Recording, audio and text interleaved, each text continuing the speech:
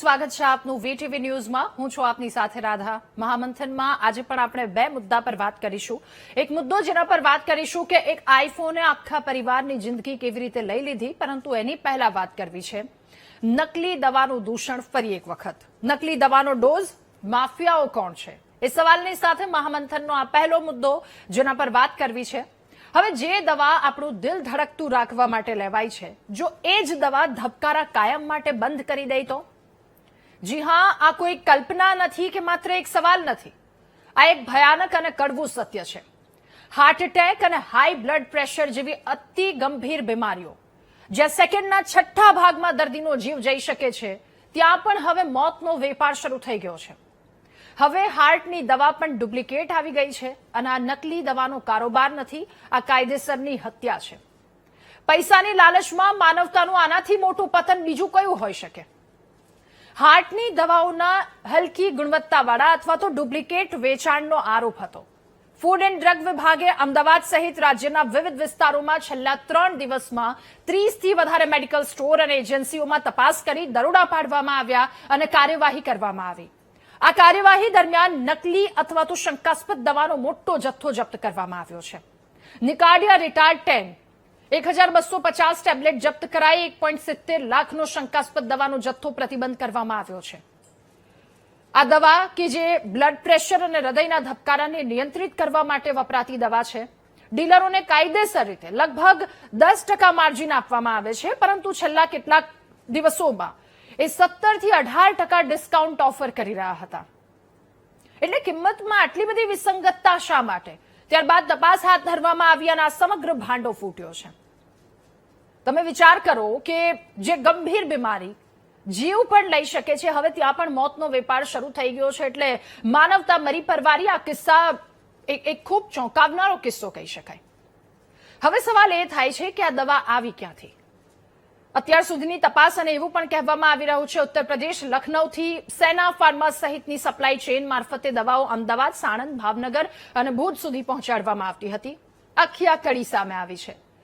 આરોગ્ય રાજ્યમંત્રી પ્રફુલ્લ પાનસેરિયાના જણાવ્યા અનુસાર ફૂડ એન્ડ ડ્રગ્સ વિભાગને નકલી દવાના વેચાણ અંગે બાતમી મળ્યા બાદ લગભગ 30 સ્થળોએ રેડ કરવામાં આવી અને ઝડપાયેલી દવાઓને લેબોરેટરી તપાસ માટે મોકલવામાં આવી। આરોપીઓ ઉત્તર પ્રદેશ અને રાજસ્થાનથી નકલી દવા લાવતા હોવાની આશંકા પણ છે અને હવે સમગ્ર નેટવર્કનું પગેરું મેળવવાની એ કામગીરી શરૂ કરવામાં આવી છે। ગુજરાતમાં દવાઓના આ કથિત કાળા નેટવર્કની સામે ફૂડ એન્ડ ડ્રગ વિભાગની કાર્યવાહી શરૂ છે, પરંતુ આ કાર્યવાહીનો અંત માત્ર થોડા મેડિકલ સ્ટોર સુધી સીમિત ન રહે। આખા નેટવર્કના મૂળ સુધી પહોંચી એ સૌથી મોટો પડકાર છે, કારણ કે દવા નકલી હોય તો નુકસાન એ માત્ર પૈસાનું નથી થતું, દર્દી એક વિશ્વાસની સાથે દવા લે છે અને એ દવા એના જીવ સાથે જોડાયેલી છે। આવા લાલચુઓના કારણે જો આ બધી વસ્તુઓ આમનામ ધમધમતી રહેશે તો લોકો હજુ પણ આગામી સમયમાં પણ આવું ઝેર ગળતા જ રહેશે। આ જ મુદ્દા પર કરીશું મહામંથનમાં ચર્ચા।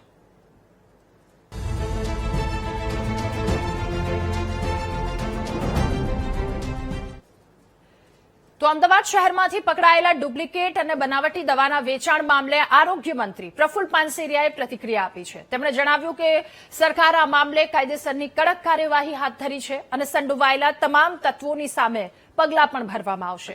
શું કહ્યું આ સિવાય તેમણે? આવો સાંભળીએ। અમદાવાદની અંદર જેબી કેમિકલ્સ અને ફાર્મા કંપનીની સ્ટાન્ડર્ડ દવાઓ નું ડુપ્લિકેટ દવાનું વેચાણ થતું હતું। એ દવા જ્યારે અહીંયા ગુજરાતના નિકાડિયા રિટાર્ડ 10 ટેબ્લેટ જ્યારે વેચાણ થતું હતું ત્યારે અમારા ડ્રગ્સ વિભાગમાં આમની બાતમી વગેરે માહિતી મળતા જ 30 જેટલા મેડિકલમાં આનું રેડ કરવામાં આવી છે, જ્યાં દવાનો જથ્થો મળી આવ્યા છે। 1,70,000 દવાના જથ્થાને સીઝ કરવામાં આવ્યો છે, પરંતુ આ દવા આવી ક્યાંથી, બને ક્યાંથી?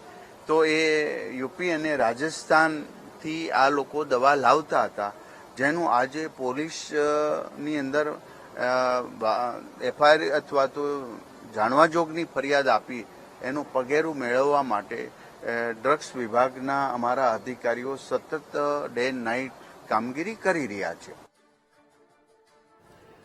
તો હવે તંત્ર દ્વારા સતત કાર્યવાહી કરવામાં આવી રહી છે. અગાઉ થોડા સમય પહેલા, એટલે આમ તો આપણે એ કદાચ નકલીની દુનિયામાં જીવી રહ્યા છે. અસલી વસ્તુ લેવું શું એ આપણને નથી ખબર. ચારેય તરફ બધી જ વસ્તુ નકલી. એનાલોગ પનીર પર થોડા દિવસ પહેલા ચર્ચા કરી હતી, જો કે ત્યારબાદ ફરી એક વખત એ સમાચાર સામે આવ્યા કે રાજસ્થાનથી ફરી એક વખત આ એનાલોગ પનીર ગુજરાતમાં આવ્યું છે. એટલે એ જ પ્રકારની વસ્તુ. પરંતુ હવે દવાની વાત, એટલે આ કેટલી ગંભીર વસ્તુ કહી શકાય, કારણ કે પહેલી વખત નકલી દવાની વાત નથી. અગાઉ સિરપની વાત હોય કે પછી વર્ષ 2023માં એ વડોદરાનો કિસ્સો હોય કે જ્યાં પણ આ પ્રકારનો દવાનો જથ્થો લોકો સુધી આવ્યો હતો, લોકો સુધી પહોંચ્યો હતો. આ વાત કેટલી ગંભીર છે, ગંભીરતા સમજવાનો પ્રયત્ન કરીએ. અત્યાર સુધી શું કાર્યવાહી કરવામાં આવી છે અને હવે શું થવું જોઈએ, આ તમામ મુદ્દા પર ચર્ચા કરીશું. આપણી સાથે મહામંથનમાં ગેસ્ટ પેનલમાં જોડાયા છે ડોક્ટર રાજેશ શાહ, નેતા ભાજપ, નેતા Congress doctor Himangbhai Vasavada, senior physician doctor Yogeshwar Gupta આપણી સાથે જોડાયા છે અને પ્રમુખ છે ગુજરાત કેમિસ્ટ એસોસિએશનના જશુભાઈ પટેલ આપણી સાથે જોડાયા છે. આપ સૌનું ખૂબ સ્વાગત છે મહામંથનમાં. શરૂઆત યોગેશ્વર આપનાથી કરવી છે. પહેલા તો આ ઘટના અથવા તો આ એક સામાન્ય સમાચાર નથી સર, એટલે આ સમાચારની ગંભીરતા આપની પાસેથી જાણવી છે. શરૂઆતમાં જેવી રીતે કહ્યું કે કદાચ આ રોગો એ સેકન્ડના 6 ભાગમાં લોકોનો જીવ લઈ શકે, અને જો એ રોગમાં આ પ્રકારની દવાઓ લોકો સુધી પહોંચતી હોય તો આ કેટલી ગંભીર વાત કહી શકાય. રાધાબેન, કેવું છે કે અત્યારે તો આપણે તમે કીધું ને પ્રસ્તાવનામાં કે નકલીની દુનિયામાં જીવીએ છે. મને તો ક્યારેક થાય કે જો અસલી મળી જાય તો મારું કે તમારું બોડી તો એને સહન જ નહીં કરી શકે. તમે આની ગંભીરતા પૂછો છો. આ લાઈફ સેવિંગ ડ્રગ્સ છે અને ઇનફેક્ટ લાઈફ સેવિંગ નહીં, કોઈ પણ જાતની દવાઓ હોય એ જીવ જોડે જોડાયેલી જ હોય. એ સામાન્ય પેરાસિટેમોલ જ કેમ ના હોય. હવે એની અંદર જો કાઉન્ટરફીટ કે ડુપ્લિકેટ કે અડલ્ટ્રેટેડ કે ફેક દવાઓ મારા દર્દી સુધી આપવામાં આવે, કેમ કે એઝ અ ડોક્ટર હું જયારે દવા લખું ત્યારે એ દવાની ચકાસણી કરવાનું મારું કામ નથી. મારું કામ છે દવાનું નામ લખીને મોકલી દેવાનું અને એ દવા લેવા માટે કેમિસ્ટ જોડે જાય અને કેમિસ્ટ એમના ત્યાંથી દવા આપે. પછી જયારે પેશન્ટ મારા જોડે પાછું આવે અને એમ કે સાહેબ મારું બીપી કંટ્રોલ ના થયું, મને તમે દવા આપી પછી પણ મારા હૃદયમાં તકલીફ થઈ કે મારું સ્વજન મેં ગુમાવી દીધું, તો એ વિશ્વાસ કોનો ગયો, એ સ્વજન કોનો ગયો, એ પૈસા કોના ગયા. સો આ ગંભીરતા છે. પણ લાર્જર તમારું જે પ્રસ્તાવના છે ને એ સમજવા જેવી છે. જો હું થોડુંક આગળ વધારવું આને તો કે આપણે અત્યારે છે ને આપણું સમાજ અને આપણા નાગરિકો છે ને દરરોજ આ જીવનની જદ્દોજહદથી જીવી રહ્યા છે. તમે કીધું એ પ્રમાણે દવાની આજે વાત આવી, થોડાક દિવસ પહેલા યાદ હોય તો ફેક પ્લાઝમાની વાત આવી હતી, થોડાક દિવસ પહેલા પનીરની વાત આવી, પછી દૂધની વાત આવી, તો અત્યારે નકલી જ થઈ ગયું છે. એટલે આપણા પબ્લિક હેલ્થ અને પબ્લિક ટ્રસ્ટ પર આ ડાયરેક્ટ એટેક છે. એક ટેરરિસ્ટ છે ને ગોળી લઈને 1, 10, 20 જણને મારી નાખે. આપણને ખબર છે કે ટેરરિસ્ટ છે, પણ આ લોકો તો કેવા છે, આપણા જ લોકો છે જે આપણા વચ્ચે રહી રહ્યા છે, આગળ વધી રહ્યા છે, આપણા જોડે ખાય છે, પીએ છે, એવા આ બિઝનેસમેનો છે જેની સફળતાને આપણે ઘણી વખત ઉજવીએ પણ છે. પણ એ ક્યાંક ને ક્યાંક ટેરરિસ્ટથી બી ભયાનક કામ કરી રહ્યા છે, કેમ કે આમાં દર્દી તાત્કાલિક મરી નથી જતું. તમે સમજો આ વસ્તુની ગંભીરતા. આજે નિકાડિયા રિટાર્ડ 10 હું કોઈ દર્દીને આપું તે કાલે નથી મરી જવાનું. એ દર્દી ધીરે ધીરે ધીરે ધીરે દીમકની જેમ એના શરીરની અંદર આ રોગ પસરતો જાય અને 10 વર્ષે 15 વર્ષે મરે. એટલે તમે ડાયરેક્ટ એસોસિએશન તો કરવાના જ નથી ને ભાઈઓ જોડે. જે આ પ્રોફિટ જે અત્યારે આખો ધંધો ચાલી રહ્યો છે એના 2 પ્રિન્સિપલ છે Radhaben. You scratch my back, I will scratch your back. એનો મતલબ એ છે કે આમાં કોઈ એક મેન્યુફેક્ચરર કે એક ફાર્મા કંપની જવાબદાર નથી. આની અંદર આખું તૂટેલું ઇકોસિસ્ટમ જવાબદાર છે. જ્યાં પ્રિન્સિપલ ચાલી રહ્યું છે હેન્ડ ઇન ગ્લોવ, એટલે કે હું અને તમે બધા સાથે મળીને પ્રોફિટ સામે પીપલને છોડી દો, લોકોને છોડી દો, જીવનને છોડી દો, પ્રોફિટ જ કમાવાનું છે. આની રિસ્પોન્સિબિલિટી તમે મને પૂછો કોની છે, તો શું એક મેન્યુફેક્ચરરની છે, શું એક ફાર્મા કંપનીની છે, શું એક રિટેલરની છે, શું ખાલી એક ડિસ્ટ્રીબ્યુટરની છે, કે ખાલી ઇન્સ્પેક્શન કરનારા ઇન્સ્પેક્ટરની છે? મારું માનો ને તો આ આખા પોલિટિકલ સિસ્ટમની છે, જે ત્યારે જાગે છે જ્યારે સ્કેન્ડલ સામે આવે છે. જ્યારે લોકો મરી જાય છે ને ત્યારે આપણે રેડો પાડીએ છીએ. આપણને ખબર છે કે અત્યારે ફેકનો જમાનો છે, પણ ક્યાંય પણ કોઈ પણ જાતની ઝીરો ટોલરન્સ પોલિસી નથી એક્સેપ્ટ ઓન ટેરરિઝમ. બાકી આ નકલીના ધંધા પર ઝીરો ટોલરન્સ છે જ નહીં. દરરોજ રેડનું સાંભળીએ છીએ, પણ એ રેડો પડે છે પછી આપણે જાગીએ છીએ. સો આનું સોલ્યુશન મારા હિસાબે રૂથલેસ પોલિસી, રૂથલેસ એટલે રૂથલેસ પોલિસી લાવવી પડે, ઝીરો ટોલરન્સ લાવવું પડે. તમારે કડક ઇન્સ્પેક્શન, કડક લાયસન્સ પોલિસી, કડક ઓડિટ, કડક લેબોરેટરીઝ મૂકવી પડે અને નેમ એન્ડ શેમ. તમે જુઓ આની અંદર આ આખા ખેલની અંદર તમે જેબી કેમિકલનું નામ લીધું, એટલે જેબી કેમિકલ તો બહુ જ સારી કંપની છે. એને ખબર પડી કે મારી દવાઓ માર્કેટમાં કાઉન્ટરફીટ વેચાય છે, એટલે એ ઓળખીતી એ બહુ જ મોટી પાવરફુલ કંપની હતી, એટલે એ પહોંચ્યું સરકાર જોડે, એટલે સરકારે રેડ પાડી. પણ તમે જોયું આમાં એક પણ મેડિકલ સ્ટોરનું, એક પણ ડિસ્ટ્રીબ્યુટરનું, એક પણ ફાર્મા કંપનીનું નામ આપણને નથી આપવામાં આવ્યું. નેમ એન્ડ શેમ કેમ નથી કરતા આ લોકોને? નેમ એન્ડ શેમ કેમ નથી કરતા તમે આ લોકોને? એ મને આજ દિન સુધી ખબર નથી પડતી. 10 વર્ષ, 20 વર્ષ, 30 વર્ષ નીકળી જશે જ્યુડિશરીની અંદર અને આ લોકો એમનેમ જ ધંધો ચલાવતા રહેશે, એમનેમ જ આ નકલીનો વેપાર કરતા રહેશે અને આપણે ખાલી વાતો કરીને ઘરે જઈને આ દવાઓ મારા વડીલને આપતા ડરીશ. નિકાડિયા રિટાર્ડ આજે 10 mg ની દરેક ઘરની અંદર લોકો શંકાની નજરે જોતા હશે. કોઈક વડીલ એક્સપાયર થઈ ગયું હશે ને તો વિચારતા હશે કદાચ આ નિકાડિયા રિટાર્ડથી એક્સપાયર થઈ ગયું હશે. વિચારો એ લોકોની અંદરની જે આતંક છે જે અત્યારે ચાલી રહ્યો છે આ દેશની અંદર, એને કોણ સાંભળશે ખબર પડતી નથી. મારા હિસાબે આ સિવિલાઇઝેશનનું પતન કહેવાય, આ ફેલિયર કહેવાય સિવિલાઇઝેશનનું. બિલકુલ સાચી વાત છે અને આપણે આ વસ્તુ લોકો સુધી પહોંચાડતા એક બહુ જ મહત્વની વાત કરી કે આ ખેલ તો અત્યારે સામે આવ્યો, આ બધી વસ્તુ અત્યારે સામે આવી છે. શું એ તંત્ર અથવા તો એ આખી સિસ્ટમ છે એને નહીં ખબર પડી હોય આ વાતને લઈને? એ જ વસ્તુ જશુભાઈ આપની પાસેથી જાણવું છે. આ ખેલ એવું પણ કહેવાય રહ્યું છે કે ભારે ડિસ્કાઉન્ટ આપવામાં આવ્યું ત્યારે બહાર આવ્યો છે, એટલે પહેલા તો આપની પાસેથી એ જાણવું છે, અમારા દર્શક મિત્રોને આપ એ જણાવો કે કોઈ પણ દવા પર વધારેમાં વધારે તમને કેટલું ડિસ્કાઉન્ટ મળી શકે? અને અહીંયા 17 થી 18% જેટલું ડિસ્કાઉન્ટ આપવામાં આવતું હતું અને ત્યારબાદ આખો ખેલ સામે આવ્યો. સર, બે સવાલ છે. લોકોને આના પર આપની પ્રસ્તાવના પણ અને સાથે લોકોને કેટલું મુશ્કેલ આ વસ્તુને લઈને થઈ રહ્યું છે. એક કેમિસ્ટ અથવા તો એ જે મેડિકલ સ્ટોરના જે વ્યક્તિ છે એ આ વસ્તુ લે છે તો એને તો ખબર હશે ને સર કે આ આટલું ભારે ડિસ્કાઉન્ટ મળી રહ્યું છે, તો પછી આમાં ક્યાંક કંઈક ગડબડ હોઈ શકે. એકચ્યુઅલમાં દવાનો વ્યવસાય છે ને 3 ટાયર સિસ્ટમથી ચાલે છે. કંપનીના ડેપો ઉપરથી ડિસ્ટ્રીબ્યુટરનાથી રિટેલરનાથી ઉપભોક્તા જોડે જતો હોય છે. પણ કેટલીક કંપનીઓ સેમીમાં વેચવા જ નથી દેતી. એવી ઘણી ગાંઠી કે ધારો કે યુનિસન છે ગુજરાતની, એરિસ છે કે સિસ્ટોપિક કંપની છે, જેનો સેમી હોલસેલમાં કંપનીના ડાયરેક્ટ ડિસ્ટ્રીબ્યુટર જ વેચતા હોય છે. અને આની અંદર સેમી હોલસેલર દ્વારા જે લાયસન્સ ખાલી મળી જાય છે અને બીજા રાજ્યોમાંથી. મેં અગાઉ પણ જયારે ડુપ્લિકેટ ઘણા બધા મોટા પ્રમાણમાં પકડાઈ ત્યારે મેં સરકારને એક સલાહ આપેલી કે જેમ મહારાષ્ટ્ર અને જમ્મુ કાશ્મીરની અંદર એક પોર્ટલ સિસ્ટમ છે. આજે જીએસટી આવ્યા પછી કાશ્મીરથી કન્યાકુમારી સુધી લોકો ધંધો કરી શકે છે. તો આજે એક એવું પોર્ટલ હોવું છે કે બીજા રાજ્યમાંથી જયારે દવા આ રાજ્યમાં આવે, કારણ કે જયારે જીએસટી આવ્યો એટલે એક બોર્ડર નીકળી ગયેલી છે અને એની અંદર જે લે બાબુ લોકો છે એના માટે બહુ ઈઝી થઈ ગયું છે. અને આ ઓલરેડી વર્ષોથી ભગીરથ પેલેસની અંદર એટલું મોટું માર્કેટ ચાલે છે અને ત્યાંના દલાલો દરેક રાજ્યમાં ફરતા હોય છે. વાયા લખનઉ વાયા આજે ઉત્તર પ્રદેશની અંદર જે સિસ્ટમથી એક આખી ટીમ બનાવેલી છે ડુપ્લિકેટ દવા માટેની અને એસ્માનો કાયદો લગાડ્યો છે કે જેને જામીન જ ના મળે, તો ગુજરાત રાજ્યમાં પણ એસ્માના કાયદા લગાડી આવા ડુપ્લિકેટ આજે અમારો માર્જિન સેન્ટ્રલ ગવર્મેન્ટે ફિક્સ કરેલો, તેની અંદર કંટ્રોલ કેટેગરીમાં 8% હોલસેલ માર્જિન અને 16% રિટેલ માર્જિન છે અને ડી કંટ્રોલ કેટેગરીમાં 10% હોલસેલ માર્જિન અને 20% રિટેલ માર્જિન છે. ઘણી વખત અમે કેન્દ્ર સરકારના પણ જયારે ઓનલાઈનના માધ્યમથી 35% ડિસ્કાઉન્ટની ઓફર થતી હતી ત્યારે અમે સરકારના એ વખતના હેલ્થ મિનિસ્ટર મનસુખભાઈ માંડવિયાએ આની બહુ ગંભીરતા લીધેલી કે ભાઈ માર્જિન ફિક્સ થતા 35% કેમ આપવામાં આવે છે. તો આવી બધી દવાઓ મિક્સ થતી હોય છે. આજે અમે ઘણી વખત કહીએ છીએ કે એટેચ મેડિકલ સ્ટોર્સ હોય છે ડોક્ટરો સાથેના, એની પાસે હોલસેલ લાયસન્સની જરૂર જ નથી હોતી. એને ડોક્ટરના એટેચ મેડિકલ સ્ટોર્સમાં ખાલી એ જે દવા લખે છે એનો હિસાબ રહે એના માટે, પણ આજે હોલસેલ લાયસન્સ લઈને આવી દવા મિક્સ કરી અને પાછો વેચતો હોય છે. તો આવા માટે ઘણી બધી વખત મેં તો મારા મેમ્બરોને ઘણા બધાને જણાવેલું છે ઘણી બધી વખત કે તમે ઓથોરાઇઝ ડિસ્ટ્રીબ્યુટર પાસેથી જ રિટેલરે માલ લેવો જોઈએ.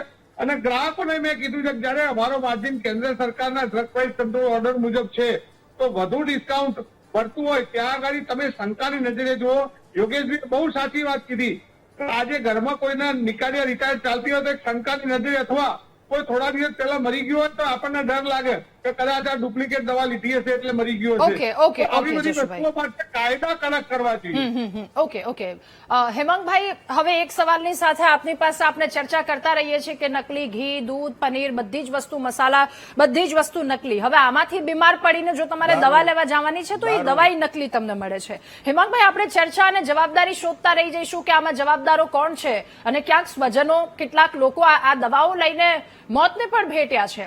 એટલે આ કેટલી ગંભીર વસ્તુ કહી શકાય. અને સાથે એવું પણ કહેવાય છે કે ગુજરાતમાં ડ્રગ કંટ્રોલ બહુ મજબૂત છે. કેટલું મજબૂત છે, મારે આપની પાસેથી એ પણ જાણવું છે. આપ ડોક્ટર છો, આપની પાસેથી આપની ઘણી બધી આ બધી વસ્તુ આપ જોતા હશો, આપની સામે આવતી હશે. હેમાંગભાઈ, ફાર્મા ફિલ્ડમાં ઘણા બધા પ્રશ્નો છે, ઘણા બધા. ડુપ્લિકેટ દવાનો પ્રશ્ન છે, આ પહેલી વાત થઈ. એક્સેસ પ્રાઇસનો પ્રશ્ન છે.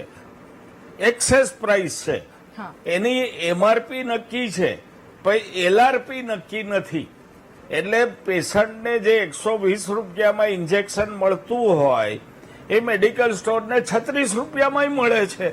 ભાઈ જસુભાઈએ વાત કરી, હોસ્પિટલના સ્ટોરને ભેળસેળ માટે બદનામ કર્યા કે હોસ્પિટલના સ્ટોરમાં જથ્થાબંધ ને બધી વાતો કરી.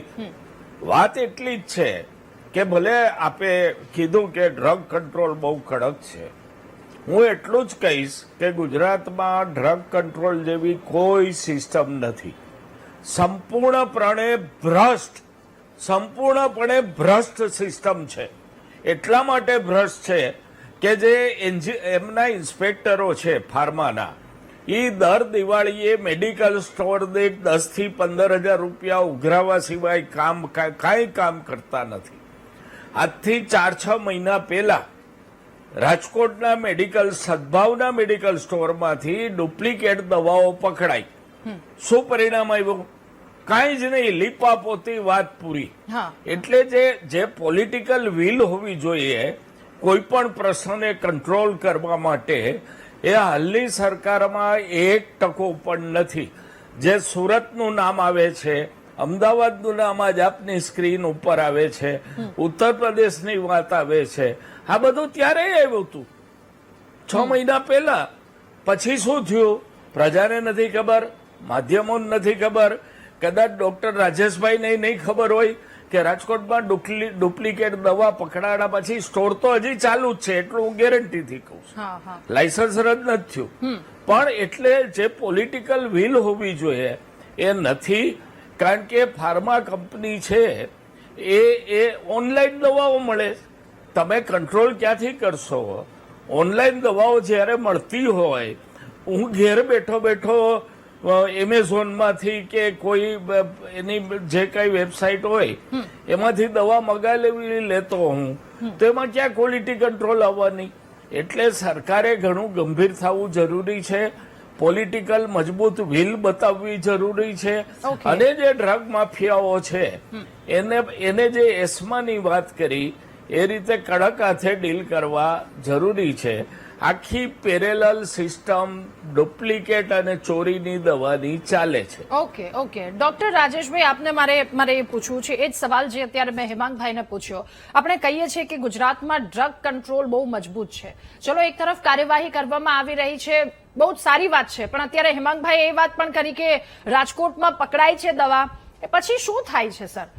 એટલે થોડાક સમય ચર્ચા કરે છે, લોકોની સામે આવે છે, લોકોમાં એ પ્રકારનો ડર છે કે આ બધી વસ્તુ ખોટી મળી રહી છે, બધી વસ્તુ નથી સારી મળી રહી દવાને લઈને, અને પછી ફરી એક વસ્તુ એ બધી વસ્તુ વેચાઈ રહી છે. એટલે આ માત્ર રેડ કરી, અમુક લોકોને પકડી અને લોકોની સામે લાવી, થોડા શરમાવી અને અંત કરવાની વસ્તુ નથી. આના મૂળમાં જવું પડશે એવું નથી લાગતું સર હવે આપને? રાધાબેન, ગુજરાતની વાત કરીએ તો ગુજરાત એ ફાર્માસ્યુટિકલનું આખા ભારતનું હબ છે. કોઈ પણ નિર્ણય હોય એનો આખરી નિર્ણય કોર્ટ દ્વારા લેવાતો હોય. એક ડ્રગ ડિપાર્ટમેન્ટ આપણું એટલું સારું છે કે ગુજરાતમાં કોઈ આજે પણ સ્પુરિયસ ડ્રગ્સ મળે છે.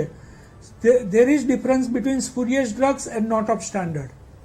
આ બંનેનો ભેદ છે. નોટ ઓફ સ્ટાન્ડર્ડ દવા અલગ છે, સ્પુરિયસ ડ્રગ્સ અલગ છે. સ્પુરિયસ ડ્રગ્સ જેટલી પણ મળે છે એટલી આઉટ ઓફ ગુજરાતના મેન્યુફેક્ચરર હોય છે. ગુજરાતના કોઈ મેન્યુફેક્ચરર નથી હોતા. CDSOની ટીમ સેન્ટ્રલ ગવર્મેન્ટની જે ટીમ હોય છે એ સતત આ બાબતે નજર રાખતી હોય છે અને ગુજરાતના ડ્રગ ઇન્સ્પેક્ટરની 80 જણની ટીમ છે એ વખતો વખત ચેકિંગ કરે છે અને જ્યાં સ્પુરિયસ ડ્રગ્સ મળે છે એના ઉપર કડક પગલાં લે છે અને કડક પગલાં લઈને કોર્ટમાં એ કેસ દાખલ પણ કરે છે.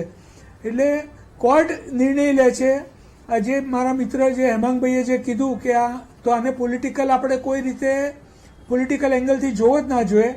કોઈ પણ ડ્રગ મળે જ્યારે નકલી પેકિંગમાં મળે છે ને ત્યારે દર્દીના જીવન સાથે ખૂબ મોટા ચેડા છે એવું સમજી લેવાની જરૂર છે. ઓકે, જે તો પ્રમાણે આના પર જસુભાઈએ કંટ્રોલ કીધું કોણ કે લાવશે, નિકાડિયા સર? રિટાયર્ડ મળી છે હે આ નકલી દવાઓ વેચાઈ રહી છે. ચોક્કસ ગવર્મેન્ટ લાવશે. હા, કંટ્રોલ જે પણ મેન્યુફેક્ચરર છે એ હવે તપાસ થાય છે. પહેલા તો કોઈ તપાસ જેવું હતું જ નહીં, પણ હવે તપાસ થાય છે. કોઈને કોઈ રીતે એક નાની કીડી પણ છટકી જાય એવી પરિસ્થિતિ નથી, કારણ કે એટલું કડક ચેકિંગ, એટલા કડક ગવર્મેન્ટના રૂલ્સ રેગ્યુલેશન્સ, કોર્ટના ઓર્ડર્સ એટલા બધા કડક પ્રમાણમાં છે. પણ જ્યારે કોર્ટનું જજમેન્ટ આવે ત્યારે જજમેન્ટની આપણે સૌએ રાહ જોવી પડતી હોય છે. એ આપણા હાથમાં નથી. એ ચોથું પિલર છે લોકશાહીનો અને એના માટે આપણે વેઇટ કરવાની જરૂર હોય છે. ઓકે. હા, ડ્રગ ઇન્સ્પેક્ટર કેસ ન કરે, તપાસ ન કરે તો ચોક્કસ એ ગંભીર ગુનો છે. ઓકે, પણ સર, ગુજરાતની જ્યારે વાત આવે છે ત્યારે ગુજરાતમાં ખૂબ કડક રીતે આની તપાસ થાય છે. કોઈ પણ નાનામાં નાની ક્ષતિ હોય હા. તો પણ આપણને ખબર પડે છે. ઓકે ઓકે સર, માત્ર મારો સવાલ આપને એ છે, દર્દીઓએ ચલો regular bill એ લેવું કાર્યવાહી તો ઠીક છે, તમે કીધું કે કીડી પણ ના આવી શકે, પણ આટલી દવાઓ આવી જાય છે, લોકોના જીવ સાથે ચેડા થઈ રહી છે, આવી દવાઓ આવી જાય છે. મેડમ, એ રાધાબેન મારું કહેવાનું એ જ છે કે જો દવા આવશે તો અવશ્ય પકડાશે અને પકડાશે તો એ ગંભીર ગુનો તરીકે લેખાશે. અમારા ગુજરાત રાજ્યના આરોગ્ય મંત્રી શ્રી પ્રફુલભાઈ પાનસરિયાએ પણ કીધું કે આ ગંભીર પ્રકારનો ગુનો છે અને આમાં કોઈ બાંધછોડ ન હોઈ શકે ઓકે. અને ન જ હોઈ શકે જે અત્યાર સુધીમાં આના સામે કડક પગલાં લેતા આપણે વિચારતા હતા, પણ હવે ખૂબ કડક રીતે, ખૂબ આક્રમક રીતે આની સામે પગલાં લેવાઈ રહ્યા ઓકે છે. ઓકે સર, ગુપ્તા સર, આપની પાસેથી એ સમજવું છે, આપણે હજી એ જ થિયરીમાં છીએ કે આવશે, પકડાશે અને આપણે નહીં થવા દઈએ, આની સામે બહુ કડક કાર્યવાહી કરશું. એટલે સામાન્ય માણસને એક નથી ખબર હોતી, બહુ વિશ્વાસની સાથે એક ડોક્ટરની પાસે જાય છે અને પછી ડોક્ટરની સામે ઉગ્ર થાય છે, એમાં બિચારા ડોક્ટરનો કોઈ વાંક નથી હોતો. મને આ ચેન આખી સમજવી છે. આ શું આજકાલનું આવવા માંડ્યું છે કે કેવી રીતે દવા આવે છે, અથવા તો દવા એક કીડી ન જઈ શકે એ જગ્યા પરથી આવી દવાઓ ગુજરાતમાં આવી જાય છે, લોકો સુધી પહોંચી જાય છે, ભારે ડિસ્કાઉન્ટની સાથે પહોંચી જાય છે, તો કોઈ QR સિસ્ટમ અથવા તો એને સ્કેન કરવાની સિસ્ટમ નથી, આ ખરાબ છે, અથવા તો કોઈ આ લોકો સુધી ન પહોંચવું જોઈએ એ જોનારું એ કઈ પદ નથી, એ કઈ જવાબદારી નથી. રાધાબેન, પહેલી વાત તો આ આજની વાત નથી. ડેટા રીતે જોવા જઈએ તો 2022, 23, 24, 25 આ 2 વર્ષના ડેટા તમને આપું તો મોર દેન 11,000 સારે હમણાં વર્ડ્સ વાપર્યા, નોટ ઓફ સ્ટાન્ડર્ડ ક્વોલિટી અને સ્પુરિયસ, તો નોટ ઓફ સ્ટાન્ડર્ડ ક્વોલિટીના 12,000 દવાઓ પકડાઈ હતી છેલ્લા આ 2 વર્ષમાં જ. ખાલી ડેટા છે, મારા ડેટા નથી, સંસદમાં પ્રેઝન્ટ કર્યા છે. બીજો ડેટા એવો આપે તો સ્પુરિયસ ડ્રગ, મોર દેન 1,200 સ્પુરિયસ ડ્રગ, 2200 જણની સામે કેસ કર્યા હતા. એ કેસો 10, 20, 32, હું તમને કહું એક કેસ તો 32 વર્ષ ચાલ્યું. બરોબર, એટલે સિસ્ટમ, જ્યુડિશરી, પિલર્સ ખબર નથી. સમાજમાં નાગરિકને તો સમજણ જ નથી પડતી કે આ પિલર મારા પ્રોટેક્શન માટે છે કે મને રાહ જોડાવા માટે છે. એક વસ્તુ. બીજી વસ્તુ, આ વસ્તુમાં તમે જે કીધું કેમ આમાં પ્રોબ્લેમ, આમાં કોઈ જાતનું સોલ્યુશન આવી શકે એમ નથી, એના હું તમને કારણ આપું અને એ 2 જ કારણ આપું. લૂપહોલ્સ જે છે ને આપણા આ જે એક્ટ છે, ડ્રગ એન્ડ કોસ્મેટિક એક્ટ, હું એના 2 જ લૂપહોલ તમને કહું, કદાચ આ લોકો સ્ટડી કરશે ને તો ખબર પડશે. 19/3 એક્ટ છે ડ્રગ એન્ડ કોસ્મેટિક એક્ટનું. આનું વપરાશ કરીને આ બધા છૂટી જાય છે. આ મુદ્દો અત્યારે નથી, હું એને સમજાવવાની માંગુ. બીજો છે શેડ્યુલ કે. આજે રાજેશભાઈને હું ખાલી એક જ વિનંતી કરીશ કે શેડ્યુલ કે ને કમ્પ્લીટલી નાબૂદ કરી નાખો. આ શેડ્યુલ કે ના કારણે આપણે બરબાદ થઈ રહ્યા છે. ખાલી તમને નાનું એક્ઝામ્પલ આપું, અત્યાર સુધી શેડ્યુલ કે માં કફ સિરપો હતી. એનો મતલબ કે કફ સિરપ વેર લેસ લાઈફ થ્રેટનિંગ ડ્રગ્સ, એટલે ચાલે, કોઈ લાયસન્સ વિના બનાવી શકે. કેવું થયું ગામ્બિયામાં બધે, બરોબર, પછી જ આવ્યા તો કફ સિરપ એમાંથી કાઢી. તો શેડ્યુલ કે ને હટાવવાની જરૂર છે. છેલ્લી ખાલી એટલી વિનંતી છે કે સાહેબ કહે છે કે પાનસરિયા સાહેબ બહુ સારું કામ કરી રહ્યા છે, તો એમને વિનંતી કે હેલ્થકેરની અંદર આ જે નોટ ઓફ સ્ટાન્ડર્ડ અને સ્પુરિયસની વાતને છોડી દો. હું 4 વસ્તુનો તમને રિક્વેસ્ટ કરું છું. બરોબર? ડ્રગ્સની વાત બી છોડી દઈએ. ઓનલાઈન માર્કેટને તમે મહેરબાની કરીને રેગ્યુલેટ કરો કાં તો બંધ કરો. નહીં ચલાવી લેવામાં આવે, ના જ ચલાવવું જોઈએ, કેમ કે તમે એને રેગ્યુલેટ નહીં કરો, લાખો લોકો હેરાન થાય છે. બીજું, ઓનલાઈન લેબ્સ. હું આ મુદ્દાઓ એટલે આજે ઉપાડી રહ્યું છું કેમ કે હેલ્થકેરની વાત છે. ઓનલાઇન લેબ્સ પર તમે પ્લીઝ કડક પગલાઓ ભરવાનું ચાલુ કરો. આ જે સેલનો જમાનો લેબમાં ચાલુ કર્યો છે ને, ત્યાં લેબોરેટરી પર પેથોલોજીસ્ટ હોતા સુદ્ધા નથી, એમની ડિજિટલ સિગ્નેચર થાય છે. હું નામ નહીં લઉં એ લેબના, તમારે શોધવાનું. બરોબર? ત્રીજી વસ્તુ જે મૂકવા માંગુ છું એ છે મેડિસિનનો ઓડિટનો મુદ્દો. આપણા એસોસિએશનના વડા છે, એમને સિરિયસ વાત કરવાનું કહીએ ને તો ત્યાં ડોક્ટર લાવી દે છે. વાત અત્યારે સ્પુરિયસ ડ્રગની કાઉન્ટરફીટની હતી, એમને ડોક્ટર યાદ આવી ગયા. ભાઈ, ડોક્ટરો જોડે તમને પ્રોબ્લેમ હોઈ શકે, દરેક વસ્તુમાં ડોક્ટર ના રમશો, મુદ્દાને સોલ્યુશન લાવવાની વાત કરો. એટલે તમે આજે રિટેલ, ડિસ્ટ્રીબ્યુટર, ડિસ્કાઉન્ટની વાત કરો છો ને, દરેક કેમિસ્ટની શોપ ઉપર 20 થી 35% ડિસ્કાઉન્ટ લખેલું હોય છે. એટલે દર્દીએ ત્યાં જવાનું જ નહીં. કેટલા ઇઝીલી આ બોલી ગયા કે આપણે ડિસ્કાઉન્ટ મળતું હોય ને ત્યાં નહીં જવાનું. રાધાબેન, તમારો કેમેરા લઈને અમદાવાદની દરેક કેમિસ્ટ શોપ પર જતા રહો. 90% કેમિસ્ટ શોપ પર 20%, 15%, 30% ડિસ્કાઉન્ટની વાત લખેલી હશે. તો એનો મતલબ ત્યાં જવાનું જ નહીં. તો તમે રેગ્યુલેટ કેમ નથી કરતા? ચોથી વસ્તુ હું ફરી રિક્વેસ્ટ કરીશ, છેલ્લા 7 વર્ષથી કહું છું, આયુષ્માનની અંદર આવતી દવાઓ, આવતા સ્ટેન્ટ, આવતા ઇમ્પ્લાન્ટ, એ બધા પર ઓડિટ કરો. જીવ જશે પછી જાગશું જે કહેતો હતો ને, પોલિટિકલ સિસ્ટમે ત્યારે ના જાગવું જોઈએ જ્યારે સ્કેન્ડલ થાય, જ્યારે લોકો મરી જાય. જ્યારે તમને કોઈ કહેતું હોય તો એને થોડુંક સિરિયસ થઈને એના ઉપર ચર્ચા કરીને એના ઉપર એક્શન પહેલાથી લેવાનું રાખો, તો દેખાશે કે તમે ઝીરો ટોલરન્સ પોલિસી રાખો છો.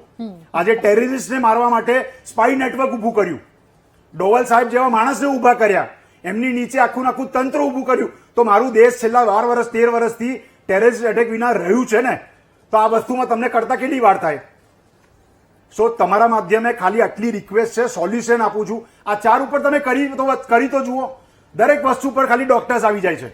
ખ્યાતિકાંડ થયું તો ડોક્ટરોને જેલમાં નાખ્યા, પણ તમે એમાંથી એક પણ જણા એવું સવાલ પૂછ્યો કે પેશન્ટો જે એક્સપાયર થઈ ગયા હતા, શું એમાં ફેક અને ખરાબ સ્ટેન્ટ હતા?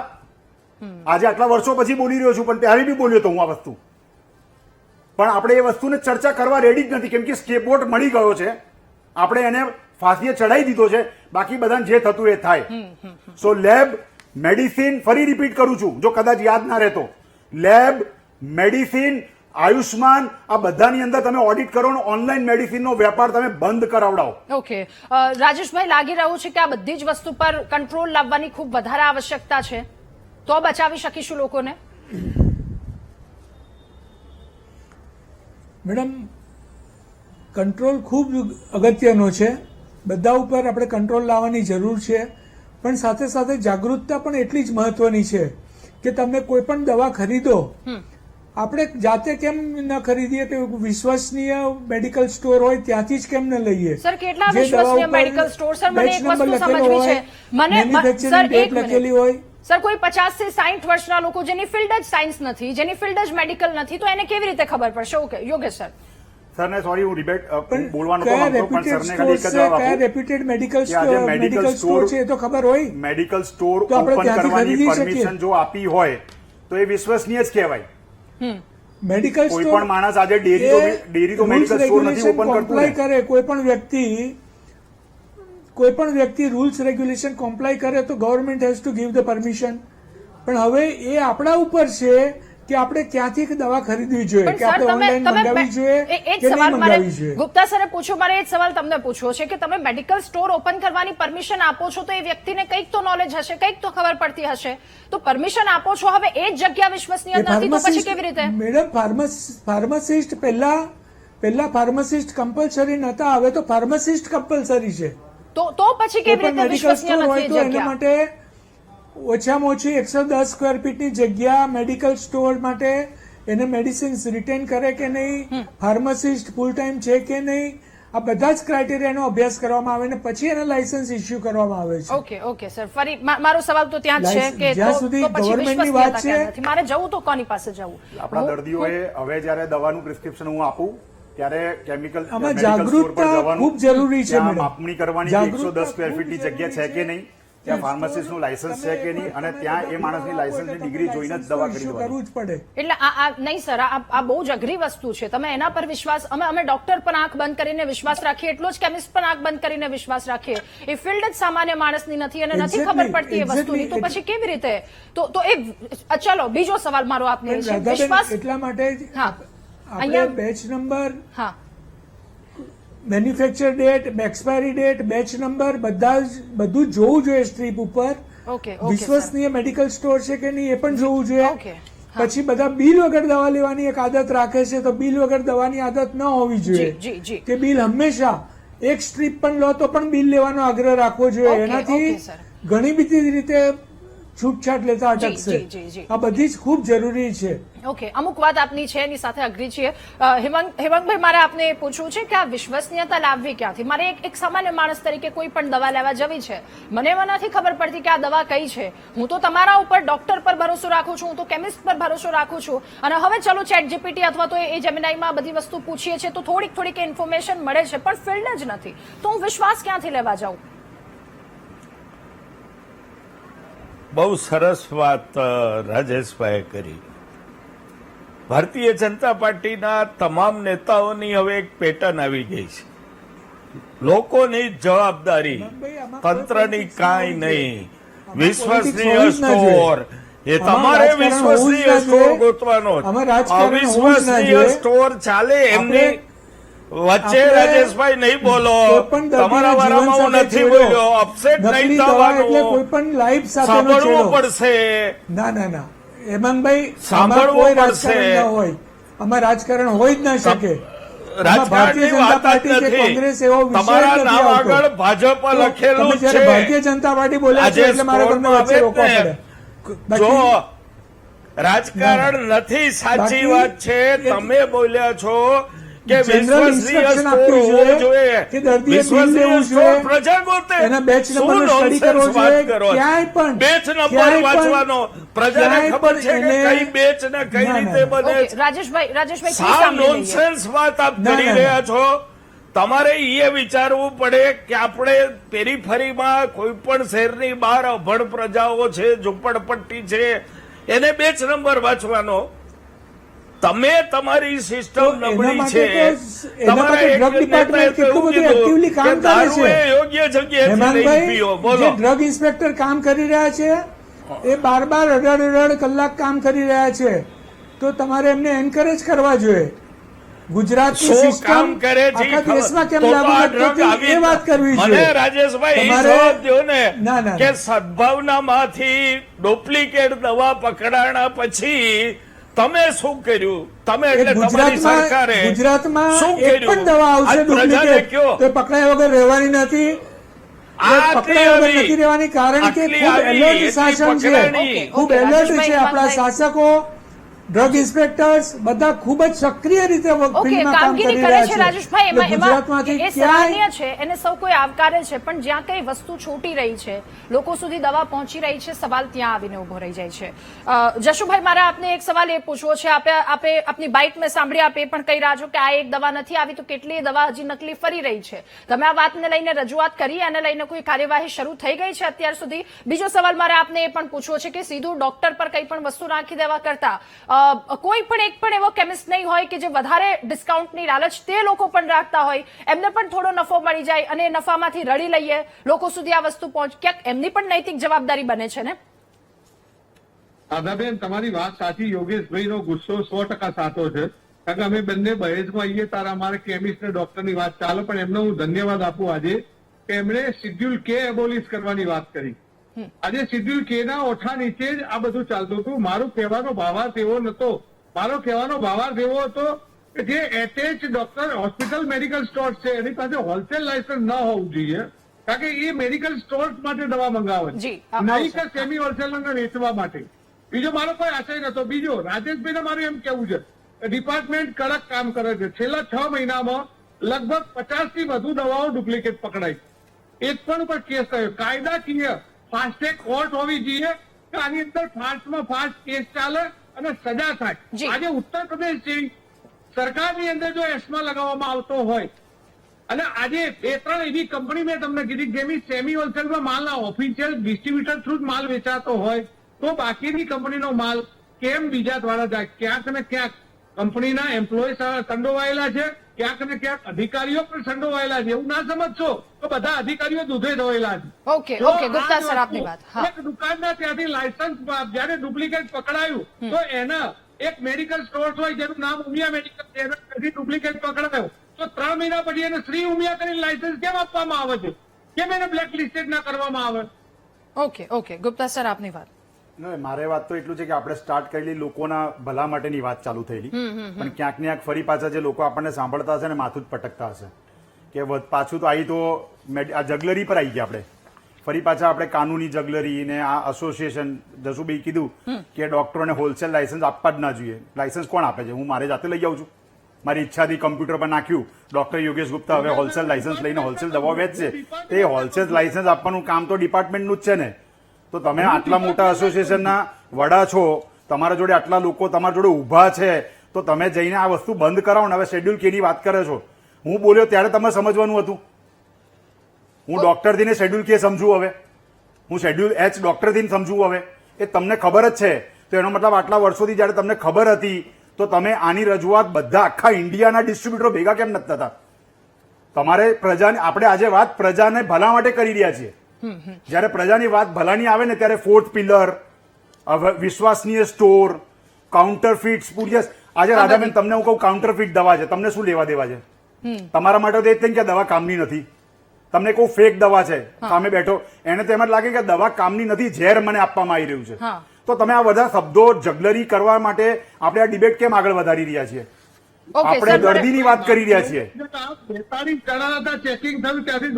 જયારે દર્દીની વાત કરતા હોઈએ, જયારે દર્દીની વાત કરતા હોઈએ ત્યારે હું ડોક્ટર, તમે ડિસ્ટ્રીબ્યુટરના ફાર્મા કંપની જોડે એસોસિએટેડ, હેમાંગભાઈ અપોઝિશન પાર્ટી, રાજેશભાઈ બીજેપીના અત્યારના ગવર્મેન્ટમાં પાર્ટી, ચારે જણા ભેગા થઈને દર્દી માટે વાત કરવાની હોય ને.